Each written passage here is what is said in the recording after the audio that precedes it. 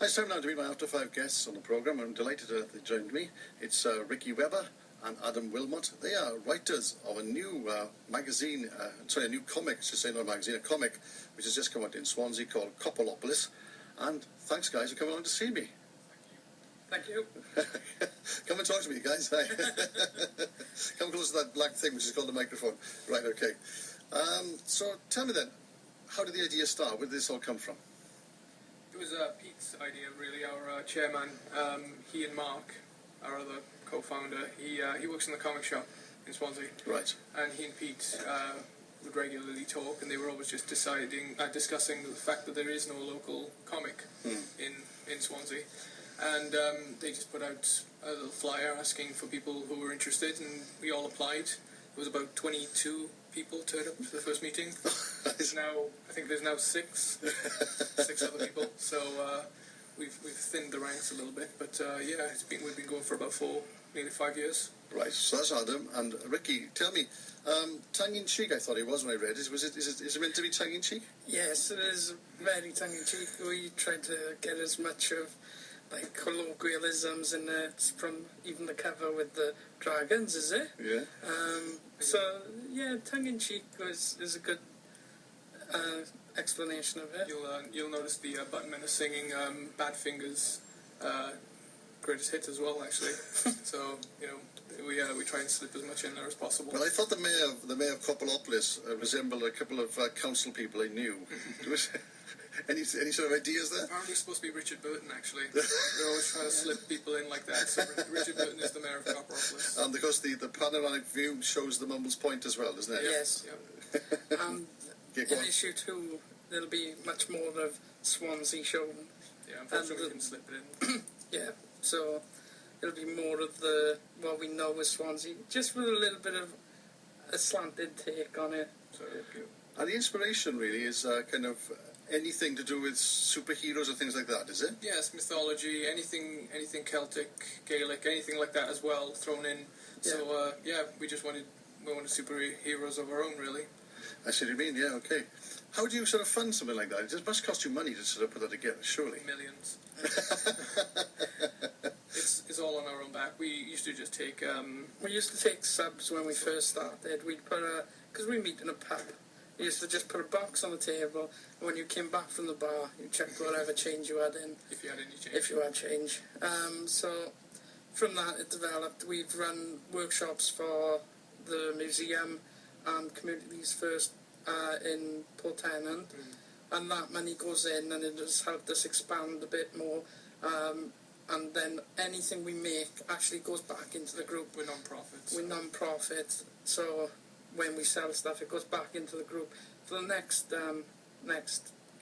project that we're working on, and that's basically how we've funded ourselves so far. So you're looking for a monthly magazine now? Oh, should I call it comics? I mean, it's something by saying the magazine, No, that's fine. Yeah, okay. We'll talk about it later.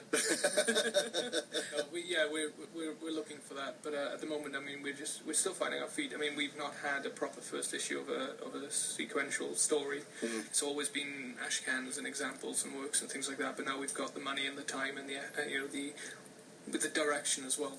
And so, we all still have full-time jobs outside of it. If we could afford to concentrate on it, I think it would be more likely to come monthly, but at the moment it is, I dare to say, still a hobby. Yeah. That's tough. That's tough to sort of be working and trying and do this as well. Yeah, definitely is, yeah. How about the printers then? Did you get a printer to do that for you? Cost, or do you have to pay for that? we pay for that. We pay for everything. We pay for everything. We wanted it to be as local as possible, just to keep on promoting that, pushing it. So it's written by by South Walians. Yeah. It was written in Swansea, drawn in Swansea, printed in Swansea. And Swansea boys as well, yes? Yes. Yeah. I'm from Neath. All right. I'm from Gosainen. Oh, you're a Gosainen boy then, yeah, you're fine, yeah, okay. So who did actually print it for you then? I forget, Print Partnership. Yeah. Yeah, down in Swansea. So I forget things like that, forgive me. And is it, you're looking for, obviously at the moment there's bits of colour in it, but this is black and white as well, so you want to do colour eventually, do you? Yeah, it was cheaper, but also it's stark. it's it catches the eye more. Black and whites, they don't muddy things up as much as colours. So yeah, that's right. we'd like That's to right. print a colour, and maybe one day Yeah. along the line, we'll get a colour. Maybe more likely to be digital if it goes colour. If we just don't have the funds, I'm just going to get out my crayons and just go at it. Yeah, I mean, lots of artwork. So you're the writers, are you? Yes. Do you draw as well, the pair of you? We dabble. You dabble. I think I dabble a little bit more, not always successfully, but yeah, we leave that up to the specialists, the guys who know what they're doing. So who are the artists then? Who are the guys who do that?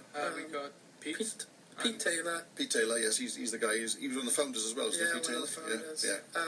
Mark Hughes, known as Son Ken, lovely. Ken Hughes. Yeah, he works in the comic shop as well, so he's surrounded by comics. Yeah. Doesn't read many of them. And we got Tranter and we got Lee, and we got some regulars as well. We got people that have started recently, and people have been here with us for a while. So are they art school boys? Some mostly self-taught, though. I mean, it's a way of life, So we've just always kept at it, and they've kept at it, and we just see what comes out. Their own styles and things like that. And, you can see that they've been influenced by comic artists mostly. Yeah, that's right. Yeah. So how the sale? Are you selling many of the Copperopolis then, the first edition? Yeah, it's been really good at the moment. We're never going to say that we've sold too many, so... No, of course not. No. They're available from sccssemble.co.uk. And from the comic shop? And the comic shop. Yeah. And what's it called? Heroes and Legends, you were there a couple of weeks ago. Freaks Greek. Go on, you do it. Do it again. Yeah, do it again. Geeks and autographs. That's it, yeah. In Swansea.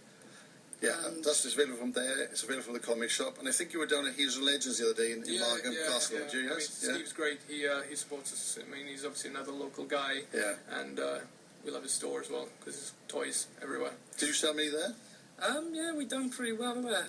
It made up for when we went to the horror convention and sat in the cold and barely sold anything. But right. Oh, it's decent, yeah.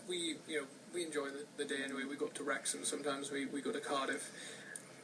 We aim to make money for the group, but it's about enjoying as well. And you're paying for your own petrol then as well, are you? Yeah.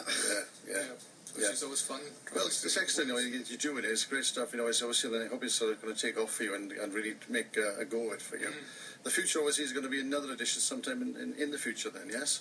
We finished writing issue 2 about 2 months ago, but we're just basically working on the breakdowns now with the artists. Yeah, we're just waiting on the art for issue 2. Issue 3 is plotted. We've just got to script it out. Right. What I want you to do then, when you got issue 2 printed and ready to be sold, drop me an email and I'll plug it for you again, okay? I will do. Yeah, no worries. Okay, yeah.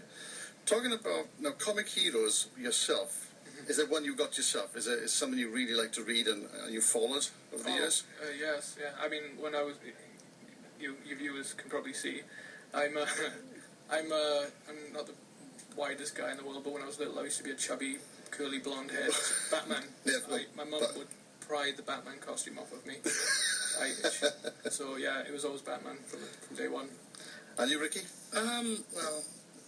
Spider-Man has always been my favourite, superhero. But I grew up reading the British comics like the Beano and the Dandy. I always wanted to be one of the Bash Street Kids, but these days I want to be Spider-Man. Isn't it sad that those kind of comics, even if a lot of people started off with Beano and Dundee, and then they went on to things like The Victor and Tiger and all them sort of comics. Isn't it sad that they no longer sort of exist, really? Yes, I mean, I think everything should really be... It should be remembered at least, It's a shame they just seem to just go out of print and they just seem to be forgotten, They just fall by the wayside, It's just it's a shame. Because they were decried by people as being not the thing to read when you're a child, but surely a lot of people must have learned to read by those sort of comics. I think the comics, surely anything to get a child reading is going to be beneficial.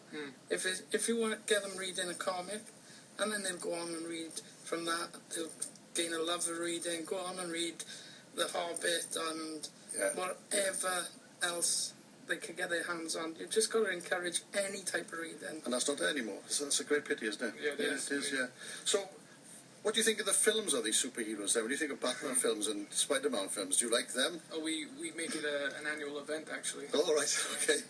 Yeah, we tend to like them, but we go in and pick them apart when we come out, like, Batman wouldn't do that, Superman wouldn't do that. That's right, yeah. I personally despise the new Superman movie, and Webber and I are on separate sides of the fence over that one, actually. So I liked it. Well, the worst thing I ever thought was that Spider-Man lost his mask. I always thought it was dreadful, okay? Oh, stupid. In the cartoons, Spider-Man never lost his mask. He was always this kind of cynical character, wasn't he? Yeah. And then, all of a sudden, here he is losing his mask all the time. Tobey Maguire needs FaceTime. That's what that's about. So, just one little thing then. This comic shop, tell us where it is in Swansea. It's in Shoppers Walk Arcade.